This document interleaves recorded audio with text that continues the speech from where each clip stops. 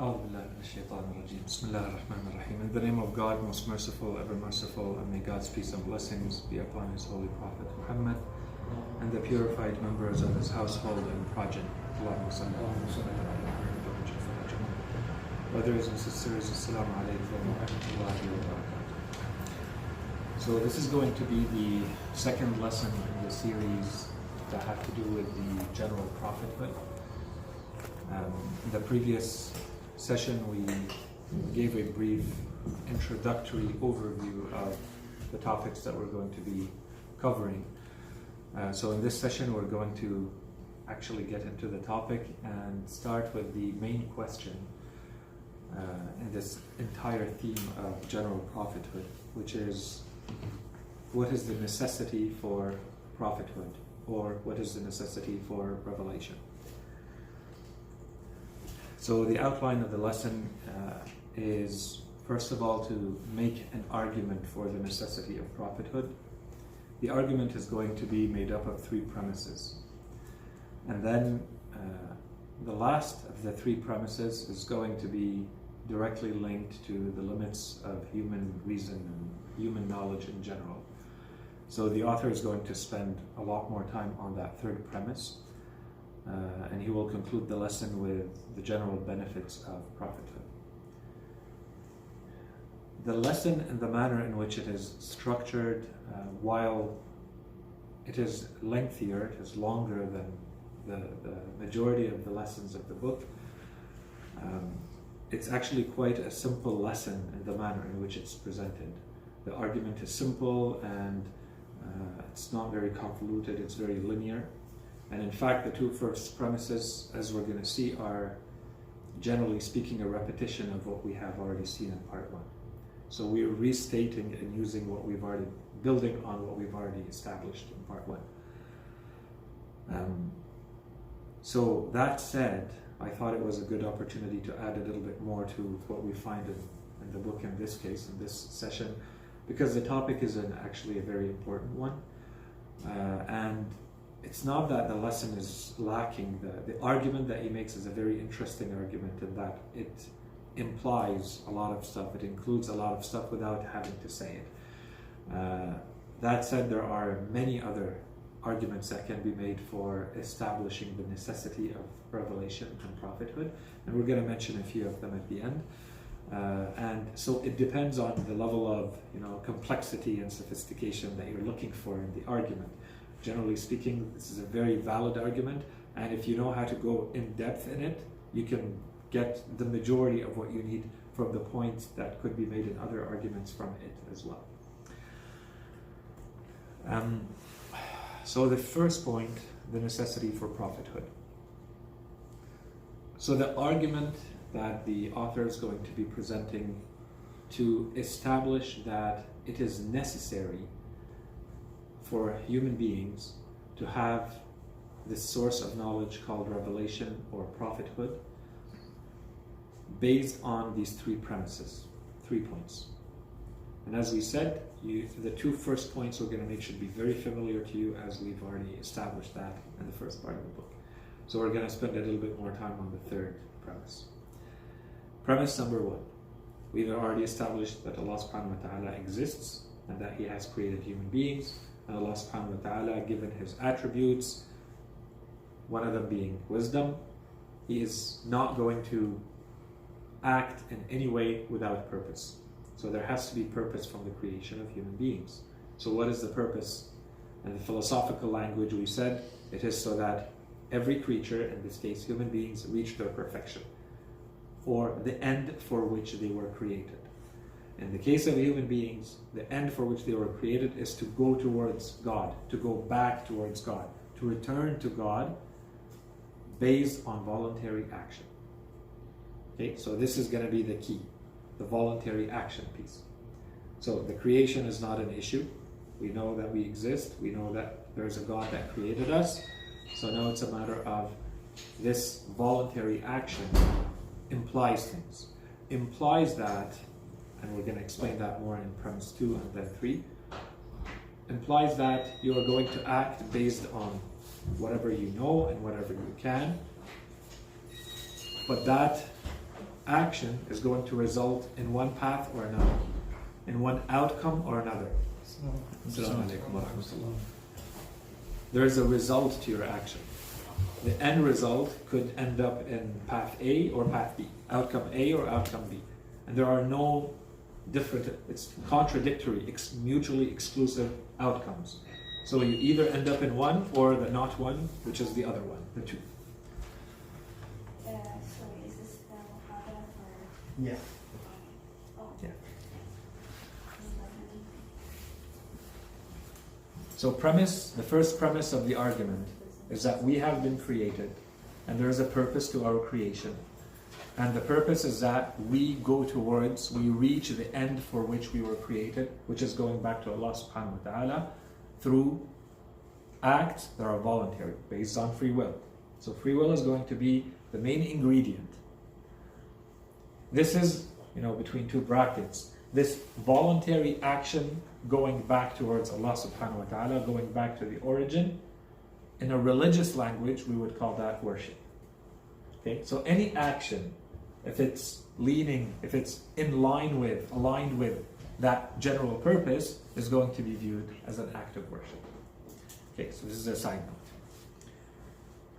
The second note here that we should mention very quickly is that, of course, we're linking back to, we're not going to repeat this for every part of the lesson, but this is all based on the fact that we've established the existence of Allah subhanahu wa ta'ala, we've established that He's a personal God, we've established that He has will, that He has lordship, so He takes care, He guides, He nurtures, He manages the affairs of the world, and that He acts with purpose and with wisdom.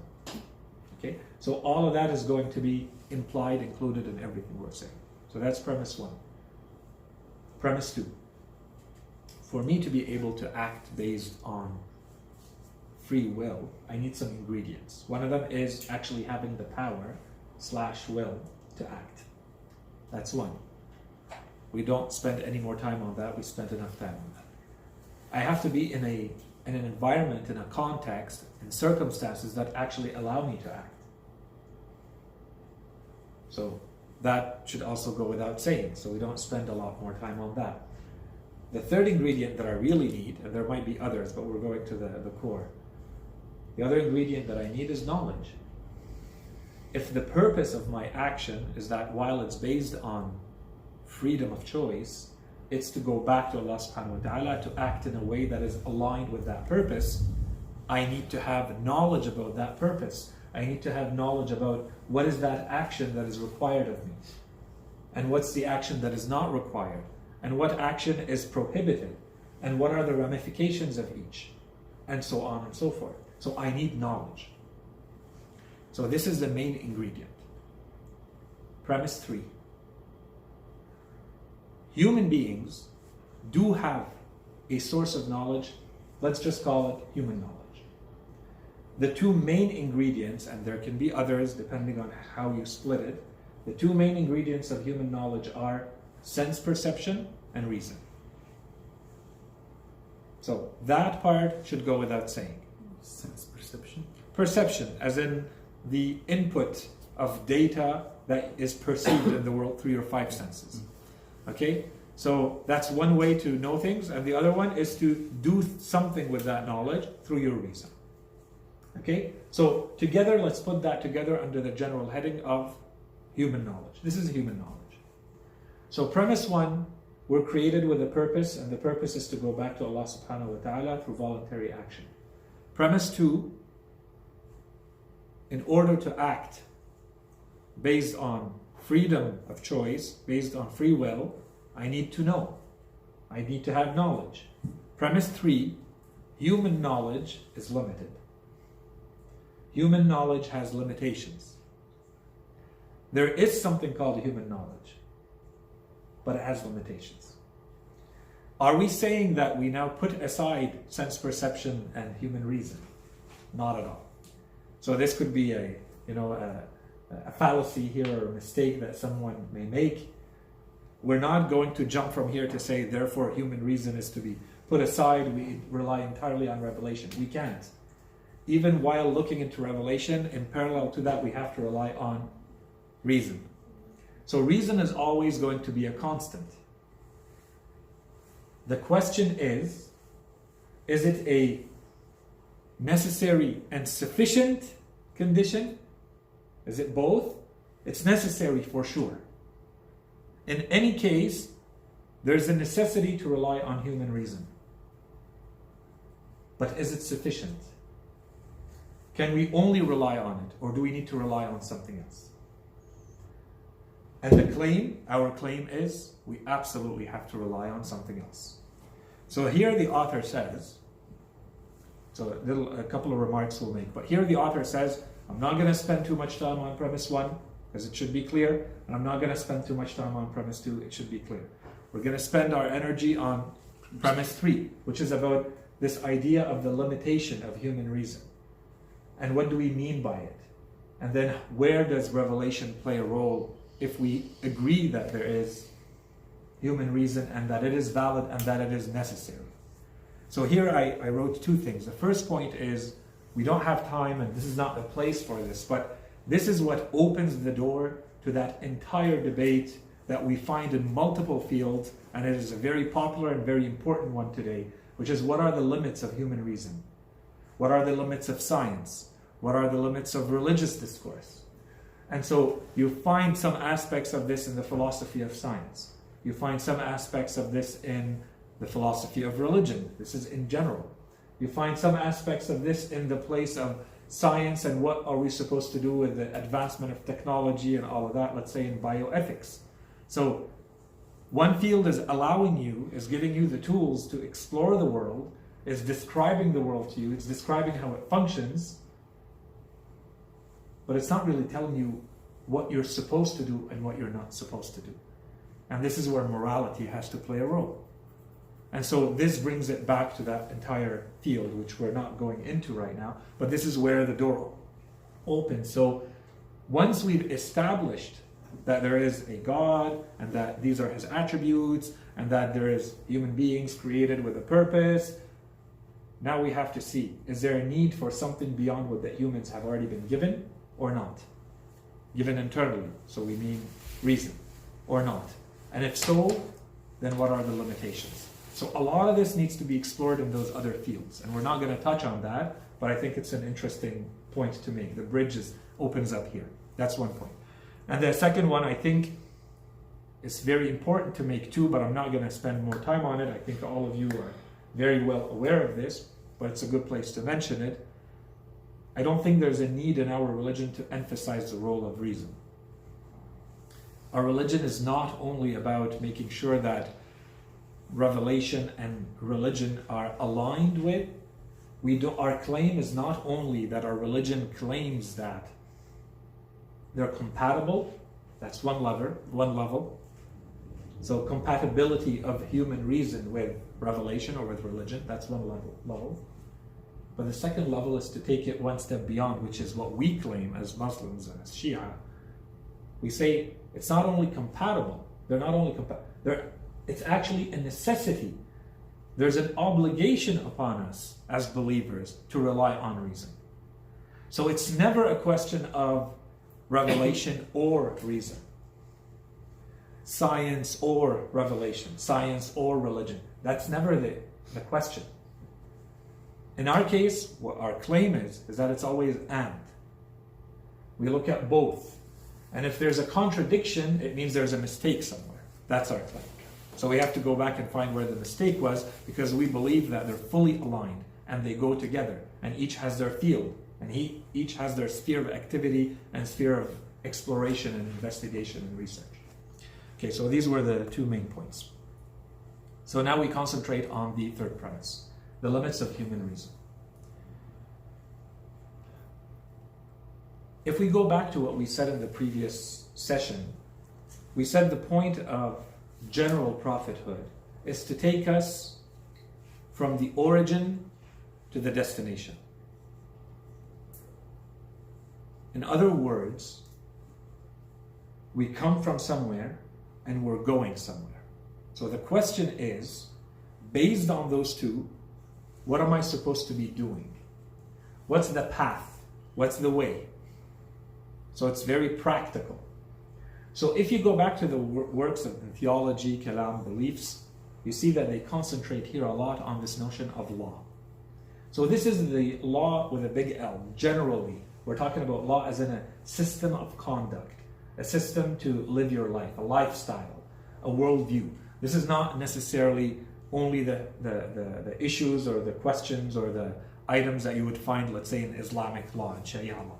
Okay, it's a lot broader than that. But what we're talking about, what they're trying to establish is what's the proper way to live your life, given the origin and given the destination. And that's why we said we could have explored the matters related to the afterlife, death and the afterlife before.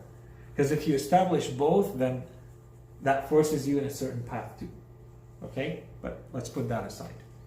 So if the question now is how am I supposed to live between that origin and that destination, that afterlife? How am I supposed to live? What's the path that I'm supposed to follow? The how means I have to have knowledge. We said I have to act based on freedom of will. I need to have knowledge. My human knowledge, my human reason, based on my sense perception, is limited. It does not give me the how. It does not tell me this is how you're supposed to live. And we're going to come back to kind of a half objection to that in a moment. So here's where we say, where does that information come from? What is the source of that knowledge? So before we say what it is, I have to look at what are the conditions, what are the characteristics of that source of knowledge that would allow me to feel like this is a reliable source of knowledge. I have to put some standards, some conditions for that source of knowledge that I'm going to rely on to tell me how I'm going to live my life. That path that I'm going to follow between the origin and the destination. A first criteria. I would expect, if I'm going to follow that source of knowledge, I would expect that that source of knowledge has a complete knowledge, a complete understanding of human nature. From all of its angles. The physical, with everything that means, the psychological, and the spiritual, if we want to lump them under three big headings. So that's already a really big claim. Before I can completely rely on a source of knowledge to tell me how I'm going to live my life, I want to make sure that that source of knowledge has a complete understanding of who I am as a human being. How do I function? What makes me tick from every angle? What's good for me and what's bad for me? One. More than that. That source of knowledge needs to be fully, absolutely knowledgeable of where I came from and where I'm going. If either or is missing, that path is not clear. Imam Sadiq alayhi salam has a saying. He says if someone is lacking the direction, lacking the aim to where they're going faster will only make them further away from their target. Here I need to know, where did I come from? What's my origin? What's my source? And where am I headed? If I don't know where I'm headed, given where I came from, it's not easy for me to be able to just come up with, and this is how I'm supposed to be now. This is how I'm supposed to carry myself and conduct myself in behavior, in belief, in action, and so on and so forth. More than that. As a human being, I have relationships with other human beings and with other creatures, with the rest of the world. So I would also expect that source of knowledge to be completely aware, knowledgeable, understanding of the nature of those relationships and how they're supposed to be. How am I supposed to conduct myself with people like me, people in my family, people in my community, people in society, people who came before me in humanity, people who will come after me decades or centuries or millennia after me? How am I supposed to conduct myself with other living entities? How am I supposed to conduct myself with earth and nature in general? Where does that come from? All of these are relationships. I have to know what they mean and how they're supposed to be. And then depending on those relationships, there's going to be effects that come out of them. Each one of these relationships, depending on how I choose to behave and what I do with it, there's going to be an effect. So that source of knowledge also needs to know all the repercussions, all the consequences of those relationships. That's a lot of knowledge. That is a lot of expectation being asked from this source of knowledge. And finally, and so this is supposed to kind of englobe all of this, complete knowledge of where lies benefit and harm, happiness and unhappiness, and to what degree, and then the, for us, very important question, and how to balance all of this. We have conflicting desires and conflicting whims and drives internally within us. That's on one side, and we'll talk about it in a second. And on the other, we have conflicts in society and when we deal with the rest of the world. How to strike that balance? Where does my right start and stop? Where does my privilege start and stop? How do I balance it? What do I prioritize when there's a conflict? So all of this, while we keep in mind that we all know now the uniqueness of every human being. So what is supposed to be common and what's supposed to be the standard for human beings and what's the exception?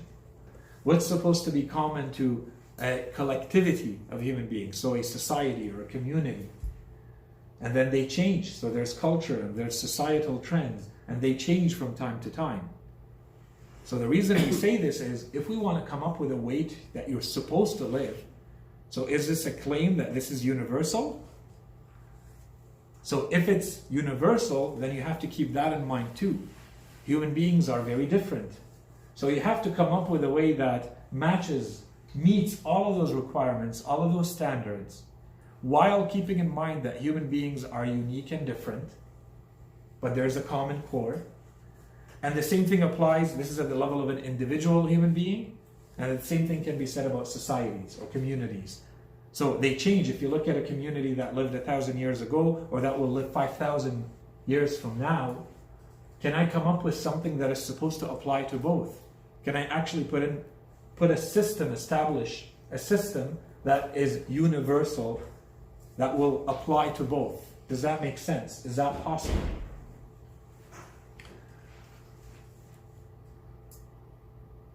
Yeah, so the last point here is we're not only looking for a very high-level overview. We're talking about a way that you're supposed to live your life.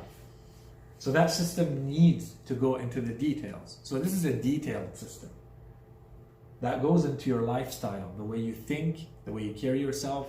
There's a practical component, there's a theoretical component, there's a psychological, spiritual component. All of this needs to be taken into consideration. And then you put that in the complexity of a society and in the complexity of temporal or historicity. Okay? Things that change over time and they're interpreted over time in a very different way. And that system is still supposed to be applicable. And the last point that we haven't emphasized a lot, and we're going to talk about it a little bit more, is going to be all of this is not only for this life. All of this is supposed to work for the greater benefit and the greater good of human beings living in this world, but keeping in mind that they're going to another world. There's an afterlife. So we don't want a system that is only one-sided. A system that is only beneficial for the afterlife but does nothing for the present life. Or a system that only works for this world but that does nothing for the afterlife. So now we have kind of put in place our requirements. If I want to blindly follow a system and say I adhere to this kind of law, path, lifestyle, whatever you want to call it, worldview, ideology, these are my requirements. That we know of, no such laws exist. And no one has ever claimed to have created such laws. No one in the right mind is going to say, and I have absolute knowledge of a human being from every aspect, or human societies, or put in something that will never be altered before, after, what I'm putting right now, that is universally applicable, that applies to this world and the next. That's one. So human beings already admit and confess to their own limits. One. Two, if we look at the world today and throughout history, especially today where we think we're a lot more sophisticated, a lot more complex, a lot more mature, we've learned a lot from history, we see the constant need for revision, the constant need for improvement. Today, in any parliament, in any society, you see they always go back to the laws, the constitutions that they put in place, and they review them. They have mechanisms built in to make sure that there is a feedback constantly taking place so that the improvement is always taking place, which is openly admitting that it's always limited and it always needs to be improved. Furthermore, so the author here goes on a little bit of a tangent talking about the current systems that exist in the world, and then he makes a little point, and he says even if we look at the constitutions and the legal systems of the world today, on one side we have to recognize that a lot of what is considered good about them actually came from revelation, actually came from religious background and religious basis or bases or a religious foundation. And so he makes that point. So I thought this is a book that I had read a while back. It's Religious Foundations of Western Civilization. There's a lot of these. It's just the one I was able to get my hands on the past couple of days. Okay, it's a very big book, and it's just one little passage that I'm reading here, but it gives an idea that we're not the only ones who think this or say this. Okay, so this is Professor Daniel Elazar, and he is being quoted from a book called Covenant and Policy in Biblical Israel. Okay, it's a 1995 publication. So he says the covenants of the Bible and the founding covenants of Western civilization are the founding covenants, of Western civilization. So he's working with the idea of the covenants between the prophets, specifically Abraham, and God.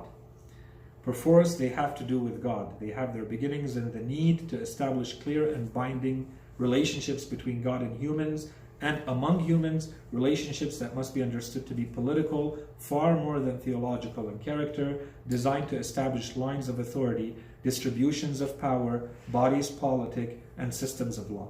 It is indeed the genius of the idea and its biblical source that it seeks both to legitimize political life and to direct it into the right paths, to use theopolitical relationships to build a bridge between heaven and earth without letting either swallow up the other. And then he continues, the covenant idea has within it the seeds of modern constitutionalism. So this is all, he's basically summarizing all of current day political theory and political philosophies being summarized here. The covenant idea has within it the seeds of modern constitutionalism, and that it emphasizes the mutually accepted limitations and the power of all parties to it.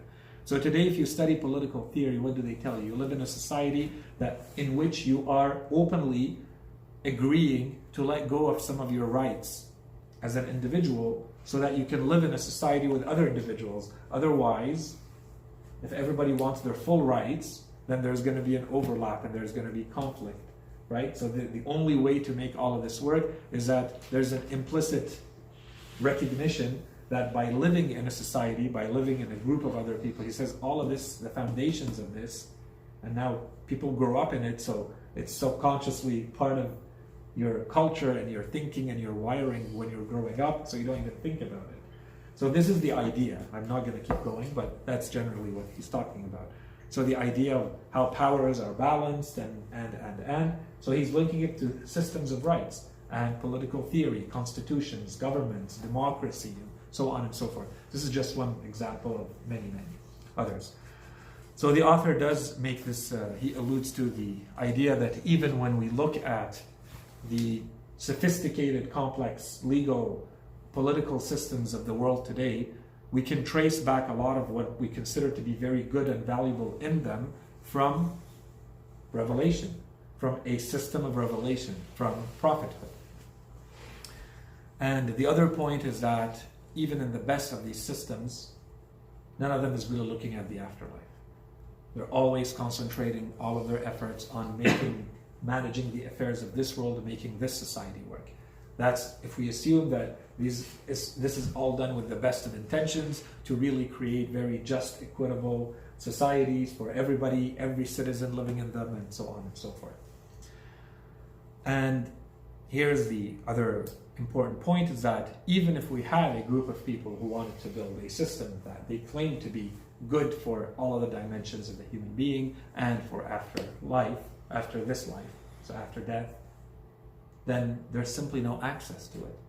This is not an area where human beings can come up with their own theories and mind about what awaits us after death. There's absolutely no access to it, right? There's nothing that you can rely on. So this is the impossible to access even of desire. And he doesn't solve it, he just says, and then what do we do about conflict? So what is going to be our main criteria for solving conflicts in these societies? So as you can see, there's a lot of emphasis on the social dimension. And this is something you're going to see in a lot of the more recent theological works. This is a very important dimension to the argument. I would tell you, when you read this, you can flip it and use a lot of the same thinking, a lot of the same argumentation, use it for inside the human being. Okay? So, and Plato and others have done this a lot in their works. So they look at the human being and the different faculties they have, and then they look at a society and the different entities that form a society, and they say you can make parallels. Well, so here we can do the same thing. If you look at this society and you say there are parts of it, entities within a society that are going to be in conflict. So how are you going to resolve that conflict? Okay, well, if you look at your own kingdom, inside your own self, you're going to see that there's going to be conflict. So how are you going to resolve that conflict? What are you going to rely on? What are you going to give priority to internally? If you have one faculty pushing you in one direction, your mind telling you you have to study, you have an exam tomorrow, and the rest of your body saying go to sleep, you're tired, which one do you give priority to? Which one ought you to do?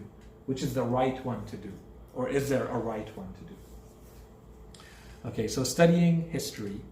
So here he makes, for argument's sake, he says if we go back in history, we look at, what today we would consider very primitive societies, we would say that those societies were definitely not on the right path. In terms of the legal systems, the political systems that they were creating, they were very primitive, a lot of flaws in them, there's no justice, no equity, none of that. But as we see human beings and humanity in general, human civilization, has learned from its mistakes, evolved and matured over time, so we're definitely a lot better today than we were in the past. So someone could claim that today we have reached a system that works, or if we haven't reached it, then we're almost there. We now have the ingredients, we can put them together in the right way, and soon we will have a system that will work. There is no reason for us to go beyond. Human reason, combined with history, combined with the lessons that we have learned as humanity, is going to allow us to create the systems that we need. Okay? So he says, assuming, for argument's sake, let's say this is possible. Let's agree with you. We today have a system that works, and human beings have been granted knowledge, have been granted reason and sense perception, and with the advantage of history, they've been now able to reach the maturity required to create the legal system and the political system and the lifestyle with all the ingredients required for social happiness and individual happiness. Okay, so what do we do about all the previous generations? So if it took us millennia to reach, then what do we do about divine wisdom for this entire duration of time? Do we say that it was not applicable? All these people have to be sacrificed so that humanity reaches this level? How do we explain that? So he says this part is, so this is where we flip, it's unacceptable, and the argument is flipped, and this becomes the main argument for saying that humanity is always in need of revelation. Humanity is always in need of prophethood. Therefore, the argument that the first human being, in the proper sense of us, human being, must have been a prophet, must have had access to revelation. And if he's the only one, or it's a very small group, then one of them have to be a prophet. So this is the argument that maybe human beings have been blessed, granted, given all the ingredients they need to eventually reach on their own, given the advantage of millennia of experience and wars and calamities and conflict and destruction, and learning from all those lessons to eventually reach the truth. Even if we agree with that argument, which we don't really, but he doesn't say that, I'm adding that for myself.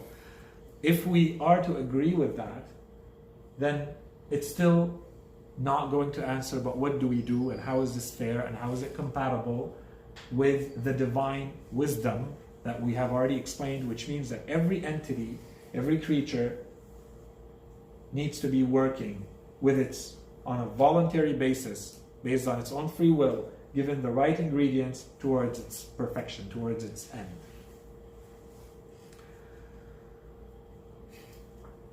So obviously, if we put all of this together, the only option left for us at the end is revelation. So here revelation can be that Allah subhanahu wa ta'ala, or the transcendent entity, is reaching out to you with a communication, with a message, with a truth that is revealed to you. For the majority of people, that's not the case, and we already talked about that a little bit in the previous lesson. So it becomes indirect. So I don't get the revelation myself, someone else gets it, and I have to go take it from them. Okay, so this is the direct or indirect, but ultimately it has to go back to, you cannot accept human reason, human knowledge as being the only source of knowledge for building your way of life, individually and socially, collectively. You need something else. The something else, we explained what the conditions, the standards are, the expectations are. That's all the must know absolutely that we mentioned. So putting all this together, the only alternative we have left is revelation. So we already explained this idea. The implication is that necessity of consistent presence for even from the first human being. And although there are not many or none in the lesson, because we haven't established this yet, if we go back to the Holy Quran and the narrations and the Hadith, we see that generally this argument is supported, and we can take it out, we can find it from different angles, different aspects of it can be found in the Holy Quran and the narrations.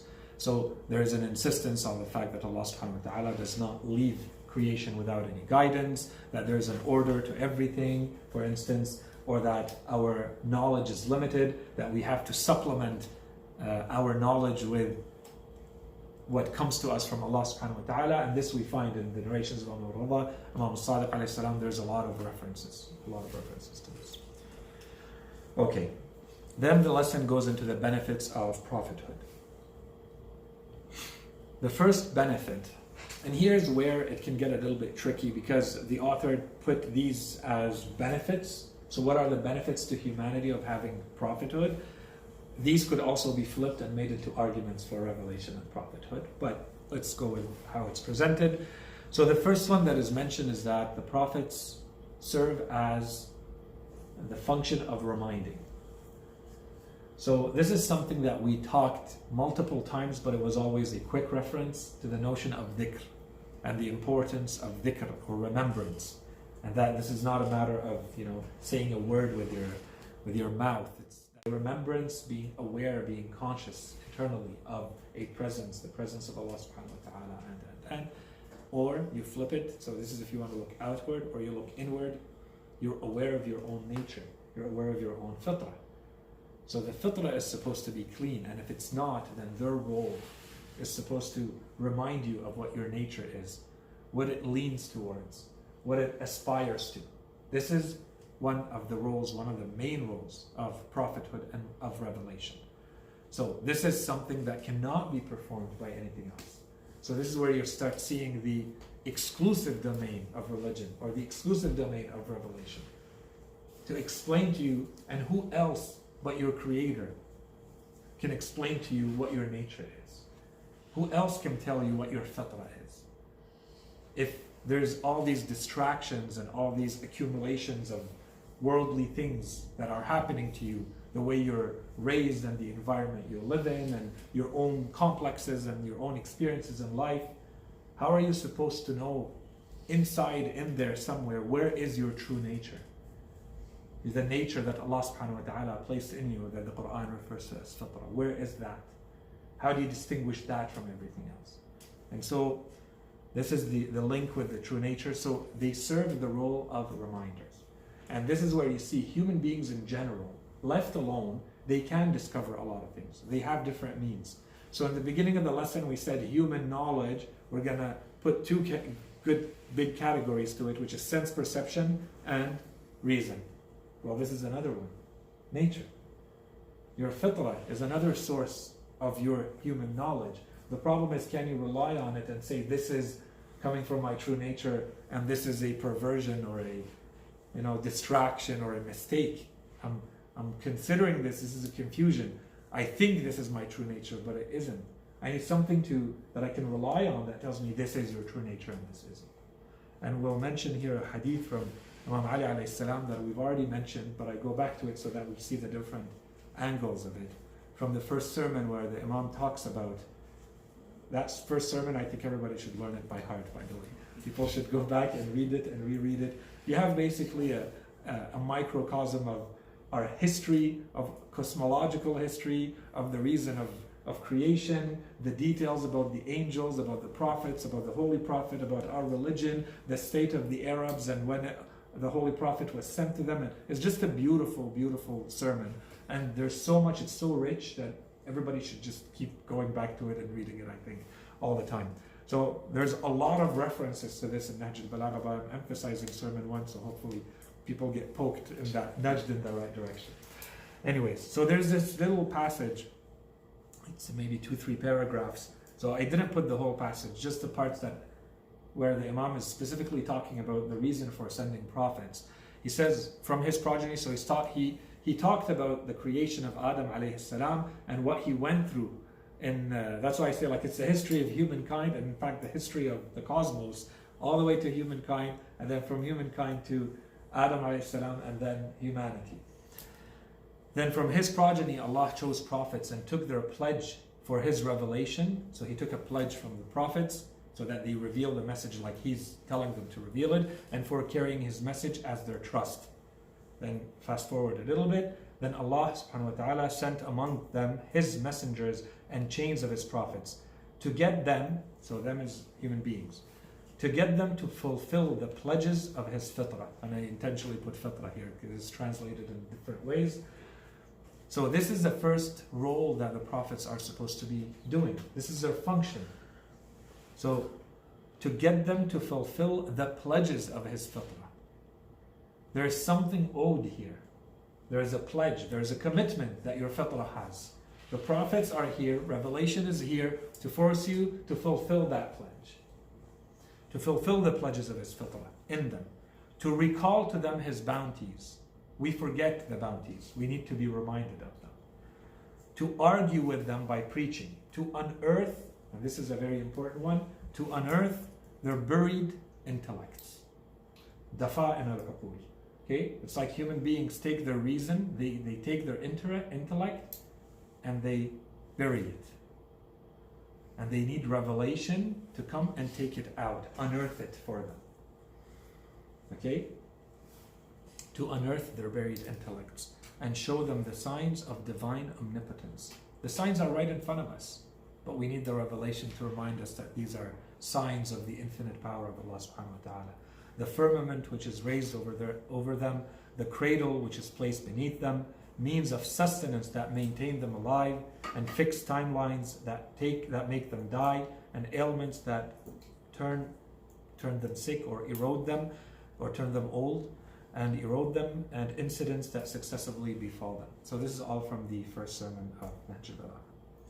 Anyway, so this is just to support this idea that one of the main functions, and some say the main function of prophethood and revelation, is to simply bring the human back to their true nature. Okay, so one. The second big benefit from revelation and prophethood is to purify human beings. And here the author makes a quick jump, so he doesn't elaborate too much on the purification, And then he makes a quick jump to the practical aspect of having a human being who is a role model, who exemplifies, who personifies those teachings live in front of you. It's one thing for me to tell you, this is how you're supposed to behave. This is how you're supposed to carry yourself. This is how you're supposed to sacrifice. This is all in theory. They're beautiful notions.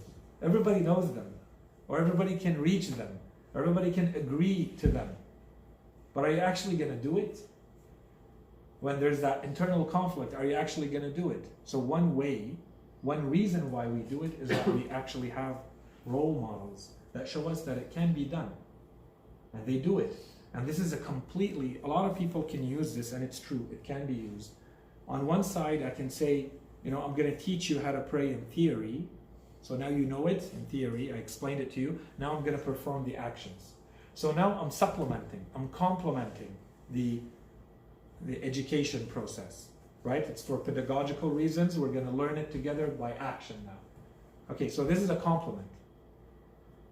There's another argument that can be made, is that it's a standalone argument. You don't even need the theory if you have the example live. Human beings learn very well just by looking without having the theory.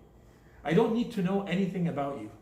I just see you and see the way you conduct yourself, see the way you carry yourself on your own and with others, the way you carry yourself with those close to you, with your enemies, with people in general, with other creatures. And that, to me, can be enough. And this is what we believe for the Holy Prophet and Ahlul Bayt alayhi salam. We believe that this is the main way they guide people.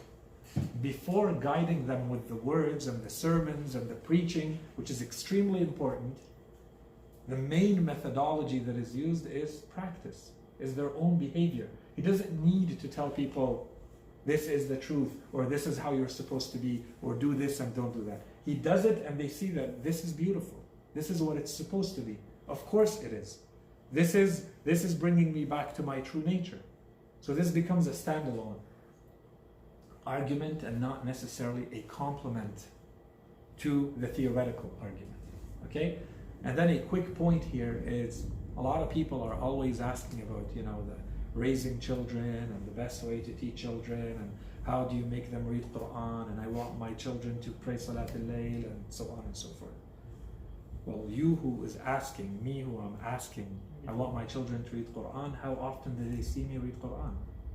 It's not about telling the child, read Quran, read Quran. The child learns from your behavior as a parent. You're the role model. You yell, they yell. You hit, they'll hit. You pray, they pray. They'll make up their mind later. But the formative years, they're emulating, they're copying. If you sit on your prayer mat enough and you pray, they're going to come sit beside you and they're going to pray. You don't need to say anything. You don't need to tell the child, come sit beside me and pray. If they know you get up in the middle of the night to pray, they're going to want to get up in the middle of the night to pray. To them, this is good behavior. This is the role model. We have a ruwayah, which is, it's not the place for this ruwayah here, but we have a ruwayah from Imam Sadiq alayhi salam, in which he says, be careful with the way you treat your children, especially with sustenance, with giving them the rizq. They see you as their lords. The child considers you their whole life. Everything they take from you. So if they see a certain behavior, they're going to emulate it. They're going to copy it. To them, this is the ultimate truth. And then there's something that has to happen in their life that has to come and shake that trust and that reliance up. But until that happens, and that sometimes for some people that never happens. They will live until they're 60 and they think, my father is the smartest and the greatest and the Superman, and that's fine. Okay, maybe they are, I don't know. But regardless of, these are the phases we go through as human beings. We grow up, we're looking up to our parents in every possible way. So what are you doing? Not what are you saying. What are you doing for the children? This is your role. This is your prophetic role in your family as a parent. What are you doing to show that in practice, not in words? Words can come, but this is the behavioral part. Anyway, so this is the psychological impact. Point, the spiritual purification very quickly. At the bottom here we have two of the verses of the Quran. There are many of them. There's quite a few others that we can recite, but here, one of them is the prayer of Prophet Ibrahim alayhi salam when he's praying for those people who are going to come after him from his own progeny. But Allah subhanahu wa ta'ala tells him that I'm going to make those who succeed to you, who are going to come after you from your own progeny, they're going to be blessed and they're going to stay in this land and other lands. And he prays for them and he says, our Lord sent among them a messenger from among them. Now we're going to understand from the point of view of Ibrahim alayhi salam, what is the role he's playing as a prophet and as a messenger. And he's asking for that same role to be played in those people when there's a messenger who's going to be sent among them. So he says, send among them a messenger from among them who shall recite to them your signs, yatlu alayhim ayatik, and teach them the book and the wisdom and purify them. Okay, there's no time now to go why. If you go to another verse where Allah subhanahu wa ta'ala now is talking, not Ibrahim alayhi salam, Allah certainly favored the faithful when He sent among them a messenger from among themselves to recite to them His signs first, and to purify them, and to teach them the book and wisdom. Whereas in the first verse, the purification came after the teaching. And here, the purification is coming before. Anyways, that requires a lengthy discussion of why there's a flip in the order, but the importance of the role of purifier that the messengers and prophets are playing, or revelation is supposed to be playing for us. And then finally, the role of leadership. So this is not simply having a role model to copy, to follow, to emulate, but this is actually having a leader. You're in a social context or in a political context. You want someone to lead you. And this is a huge blessing when you live in an environment where there is a leadership that you can rely on. And then you take that to the ultimate level where there's a leadership that is infallible, where you can put your trust entirely in it. So socially, you know that you're being taken care of. You're in good hands. You can blindly follow that leader. You can rely on them and trust them. And this is the greatest blessing that we have lost now. Imagine the people living under the leadership of the Holy Prophet, or the leadership of Imam Ali alayhi salam, or any of the other Imams. We have in our narrations how the believers would come from all over the land and they would go to the Imams, and in our narrations they say they present their belief to them. The person comes from 1,000 kilometers away, he travels all of his distance to sit 5 minutes in front of the Imam, to tell the Imam, son of the Prophet, this is my belief. And he says all what he believes. He tells them, is my belief correct? Do I have the proper belief system? This is what I believe in God. This is what I believe in the prophets. This is what I believe in you. This is what I believe in the Imam. This is what I believe in the afterlife, the Holy Quran. Imagine that kind of leadership. Blind reliance and trust in that kind of leadership. So of course this is going to have a huge impact on the people living under that kind of leadership, and it's a long-lasting impact. It doesn't stop with those people. It impacts those societies, those communities for generations and generations. It changes the trends or the evolution or the maturity of human history. If those points in history happen where you have this type of leadership, everything changes. Those communities that go through that just took a different turn. And they're going to have a different impact on any other interactions they're going to have with other communities and other societies. Anyways, a few final remarks and then we'll close. So in summary, we said there's a lot of arguments, a lot of proofs that we can present for the need for prophethood and revelation. Obviously, we concentrated on one. We tried to make it complex so that others are implied within it. Okay, so here we're summarizing and we're going to add a couple more, just so that you're aware of them. If you go to if I remember correctly, the work that probably has lists the most comprehensive, technically detailed way is the commentary of كشف المراد, شرح تجريد الاعتقاد, كشف المراد, العلامة الحلي, where he explains the work of Tusi, may God have mercy upon them. He lists 9 proofs for the necessity of revelation and prophethood. Okay, so we're not going through all of them, we're mentioning the main ones here. So the need for knowledge is the main argument that we relied on here today. We said human knowledge on its own is limited, therefore we need more. The more is 2 types of knowledge. One type is exclusively the domain of religion. There are things that cannot be accessed by a human being, no matter how much intellect they have and how much investigation and research they do. We will not know what awaits us in the afterlife. It's impossible to know that. If there's no revelation that tells me that, I will not know. Other things I can know, but I will know them partially. And I need revelation to come and complement and give me details. Okay? So there is a domain that is exclusively the area of religion. There is no question about that. So that can never be reached unless you have access to revelation. And then there is the more. And of course here we can open all sorts of topics about even a lot of the knowledge that we consider humanity to have today. Although it may be argued that perhaps human beings would have discovered all of those things by themselves on their own, a very strong case can be made that a lot of the basics, the foundations, the seeds for entire fields that matured and were developed and evolved over time, they came from prophets. They put those seeds in human society, and these grew into whatever they became.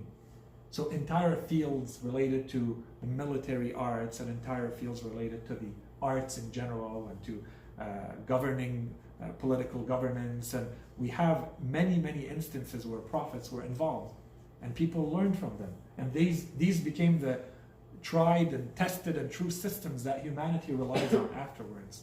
Okay, so the second point that we were making is that revelation is about meeting the need to find the proper way to live our lives. We are looking for a way of life. So this way of life, there's a component of it that is individual. And I think for most of us, this is the part that we usually concentrate on.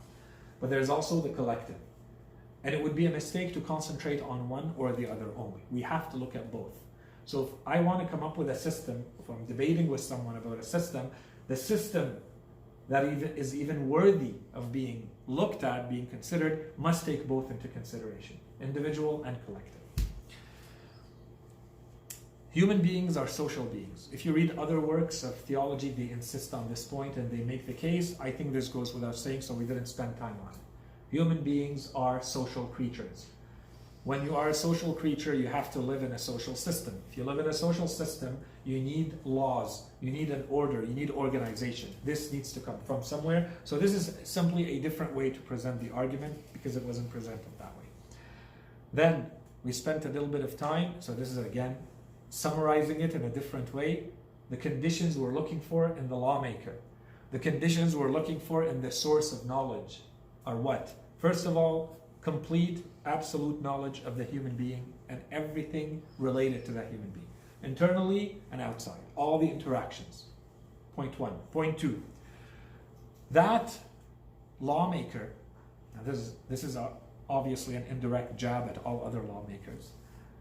That lawmaker cannot gain any benefit from the law system that he's putting in place. Otherwise, he's putting a system that enables him, that profits him, that is good for him. We need a lawmaker or a source of knowledge to be absolutely objective. 3, looking at all aspects of being, including the spiritual and the afterlife. And this one is really difficult, especially if we go back to areas being the exclusive domain of religion. How else are you going to access those? I don't think I had another slide. So I think the star here, yeah, there is one more mention, the individual and the collective. The argument that we presented today is kind of the slightly more simplified version. Okay, so if you're looking to the slightly more sophisticated, complex version, you have to look for it in the works of Shaheed Mutahari, Sayyid Muhammad Baqir al-Sadr, and Sayyid al-Allama al-Tabatabai. Okay? In general, what they are presenting is this idea that as human beings live together, and there are many, many pages written to explain this, as human beings live together in societies, and those societies become more and more complex, the need for religion and revelation grows. It doesn't go down, it actually goes up. Okay? And we don't have time to go into all those details. Generally speaking, this is because human beings, because they live in a social order, you have to rely on others. They have to rely on you for things, and you have to rely on them for other things. So there are some of you who are going to be higher in some things and lower in others, and in other things you're going to be lower and someone else is going to be higher. And this creates conflict. And if you leave human beings, and history proves this, anyone who studies history shows that it's usually those with the power who are going to try to keep the power, to consolidate the power, to create a system that only gives them the power and increases their power and reduces the power of everybody else. And it's always at the expense of others. So this is the individual. Always the individual looking out for himself or for herself. So how do we turn this into a social order that is actually just? And this is where you have to bring back the revelation.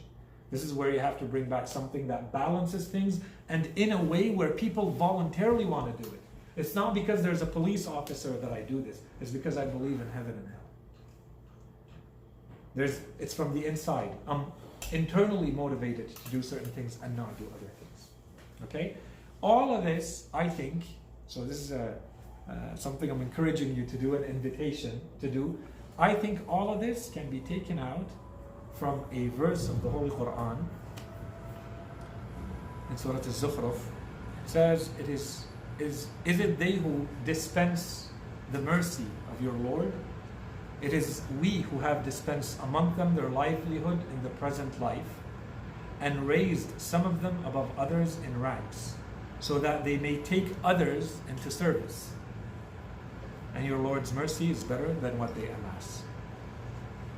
I think at face value, it summarizes what we said. If you look at it and you think about every part of the verse, you're going to see a lot of interconnections that inshallah reveal other things to you. Okay, we don't have time to spend more on this. Other role of the revelation and prophethood. Guidance of true nature. We spent a little bit of time on that. We said it's the reminder role of your fitrah. The part that we didn't talk about is the rest of our faculties. Our desires. Allah subhanahu wa ta'ala created us in a certain way. So what do we do about the rest? So the role of revelation is to come and give us a little bit of direction on how to balance all of this. How to balance all of those desires so that we fulfill them without transgressing on ourselves or anyone else. The role model, we're not going to spend more time on that. The presence of luxuries versus necessities. So for those, I know some of you are very interested in Mullah Sadr, so I thought I'd add Mullah Sadr argument here. This is an argument that he actually mentions, I think, in Mabda' wal Ma'ad. And others have made the argument too, but I remember it from Mullah Sadr, where he talks about, he says if we look at the world in which we live, we see that there are a lot of things that we would consider luxuries that Allah subhanahu wa ta'ala has put in. And so he gives a few examples. One of them saying this line, which, when we taken together, we would consider that to be the eyelashes. He says the way the eyelashes have been made is a luxury. This is not a logical necessity for your Lord, your Creator, to build it this way, in this manner, for you to be protected from a little bit of sand or wind or sun. Okay? And yet this is the meticulous creation with which it was made. And then he mentions the ark that we have at our foot. And he says this is another example where this would be considered a luxury. Unless you're flat-footed, then I'm sorry for you. Okay? But these are luxuries that Allah subhanahu wa ta'ala has put in His creation. He says if we look at these luxuries and we see how many of them there are, is it possible that Allah subhanahu wa ta'ala took care of his creation to this point to go to these things that are only nice to haves, and he would have neglected the main point of creating human beings, which is to guide them back towards him. So this is the nice to have versus must have. There's a luxury, there are luxuries that we expect from Allah subhanahu wa ta'ala, and there are the necessities. I need the things that, this is the point of my existence first. We'll deal with the secondary things after. So he says this is another argument. So for those looking for other arguments for prophethood and revelation, this is another argument. Luxuries. Okay? And it falls under the general heading of the lutf that I'm going to mention in a second. Another argument that is mentioned is the permission to act in this world. So again, in 1 minute, very quickly. If we say that Allah subhanahu wa ta'ala is the creator, absolute owner of the world, okay? Malik and Malik in the absolute sense that we describe, manager of all affairs, me and everything with me and everything in me and the rest of the world. Then should I not fear, the moment I become aware in this universe, in this world, should I not fear for myself and make sure that I'm actually behaving in the appropriate manner, especially when it comes to the rights of other entities that do not belong to me, that I have no right over? And there's no way to live in this world without having some sort of sovereignty, some sort of management of the affairs of other creatures. It's impossible. So only for that reason, I need to go back to God and say, well, you need to reveal something to me so that I know what I'm supposed to do here. Am I allowed to do this with the rest of your creation or not? Okay, so this is the permission argument. Okay, that's another one that Allama Hilli mentions in Tajrid al-I'tiqad. And then maybe a quick point, and we'll finish with this. And we didn't mention it, it was not mentioned in the lesson, but pretty much every work that you're going to go back to will make some mention, generally speaking, in the belief system, so this field of aqa'id, kalam, and specifically for prophethood, this notion of lutf. Lutf, or divine grace, is very important in kalam. So I'm mentioning it just so that you're aware of the terminology and what it means. We didn't go through it, I'm not going to spend too much time on it. I'm just giving you the terminology. It could be very problematic, okay? Lutf basically means it's a divine grace. It's something that Allah subhanahu wa ta'ala does by adding in your conditions, in your surroundings, in your environment, in your reality. He's adding ingredients that allow you to better move towards the direction He wants you to move to. But it can never reach the point of compulsion. It can never reach the point of becoming something that forces you, that necessitates of you to do something. Otherwise, that would defy the purpose of free will. Okay? So there are gentle reminders, tools being put in place along the way in this creation from Allah subhanahu wa ta'ala that the theologians call divine graces. Divine graces, lutf, they fall in two categories. There's lutf muqarrib and lutf muhassan, that I'm translating loosely as a divine grace that is essential and a divine grace that is supplementary. If Allah subhanahu wa ta'ala wants me to act freely, to go back towards Him, to worship Him, He needs to give me the tools in order to do that. These are essential graces. He needs to give me the intellect that is capable of reaching there. He needs to give me maybe a book or a prophet, maybe not both. Yet He gave me both. These can be considered essential graces.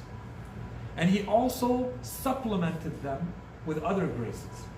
So you have now been told by revelation, by your prophet, by your reason, by your nature, that lying is bad.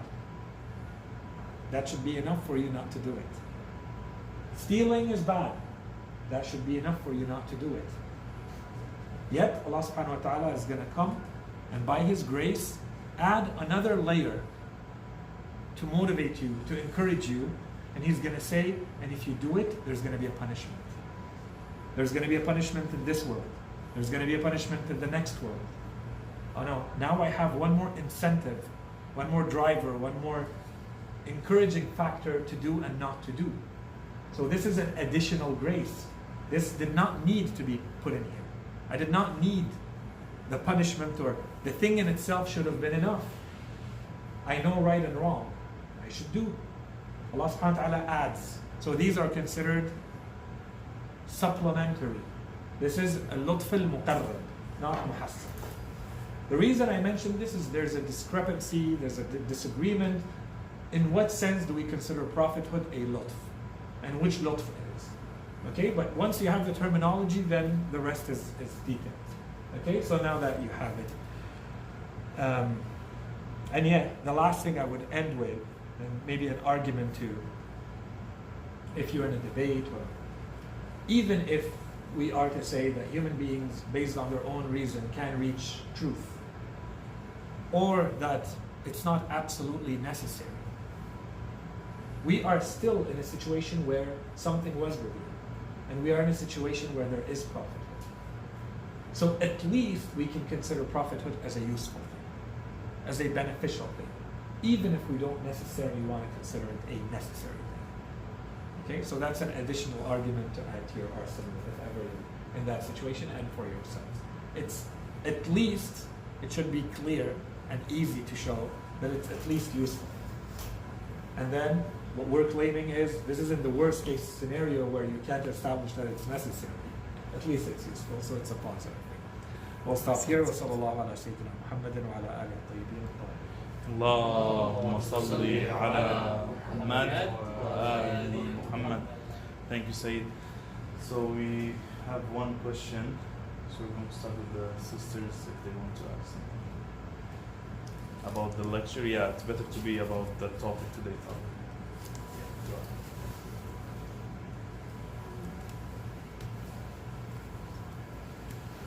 Well, it's useful, and like it seems very useful, and it's a blessing to have infallibles like to follow and to guide us. But I could see like a struggle that maybe some people also see that like it's going to be hard to follow someone or relate to someone who is perfect, who doesn't make mistakes. So how would somebody like avoid feeling that they can't follow, for example, the prophets or the imams in the correct way, and also not like force themselves to do things that they're not really they wouldn't that would pressure themselves to do things they're not ready to do, like in order to be like. It's a really good question. We're actually, I believe we're going to talk about this one specifically, because in 2 or 3 lessons next we're going to start talking about the infallibility as one of the traits of the prophets.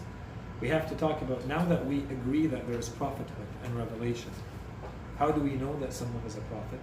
So we have to talk about miracles, and then we have to see how can we rely on someone like that, so we have to talk about infallibility.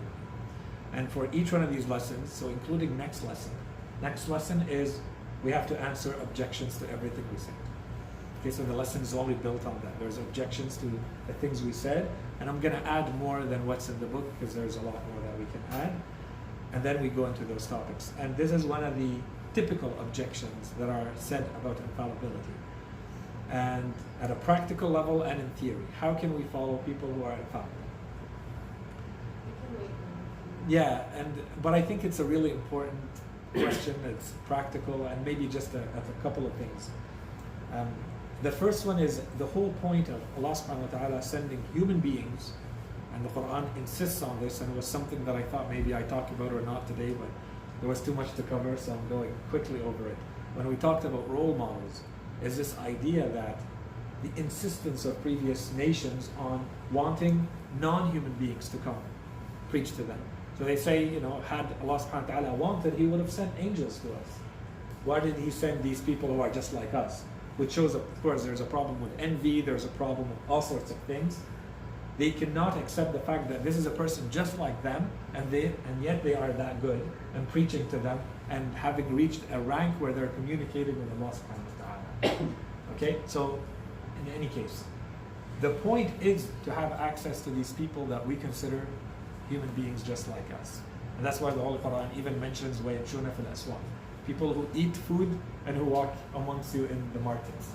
Okay, like the Quran makes a point to go there. That's the one aspect of it. The second aspect of it is that they are supposed to be, and I'm just summarizing it so it doesn't have any punch now. It needs a long introduction and then it would have its punch.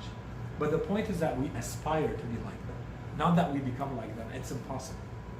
And maybe something that would help all of us to live with that idea is to keep in mind that the same thing we struggle with, that notion of how much better they are, and yet we're supposed to be like them, and it's kind of impossible for us to be like them, they actually struggle with it too. Because they are at different ranks themselves. And someone can take that and despair from it. And someone else will take that and build their competitive drive to try, if they can do it, I'll try to do it too. Even though I know I'll never be there. Get motivated, yeah. But I have to motivate myself to go there. And if we go through the lives of the prophets, for instance, they know that they're not at the same ranks, and yet they struggle, they strive to go up, to purify themselves more. We have narrations, they come to Imam Sajjad alayhi salam, or Imam al-Baqir alayhi salam, and they ask him, which of you, they ask Imam al-Baqir alayhi salam, which of you worships like Ali alayhi salam? And the Imam laughed, and he said, which of us worships like that? Like it's a nonsensical question you're asking.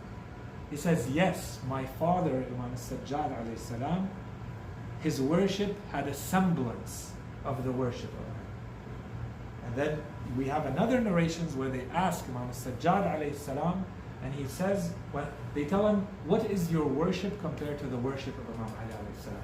And he says, a drop in the sea. The Imams alayhi salam, they know that there's a difference between them. Just like we see that there are heights that we'll never reach. But it doesn't mean we despair. It means we have to turn it and move in that direction. We have to say we aspire to it. The Quran alayhi salam orders us to, commands us to. In Surah Al-Mutaffifin it says, after it describes heaven, it says, وَفِي ذَلِكَ فَلْيَتَنَافَسِ الْمُتَنَافِسُونَ. For those things that we just described about heaven, let those who want to compete for those things. Those are worthy of competition.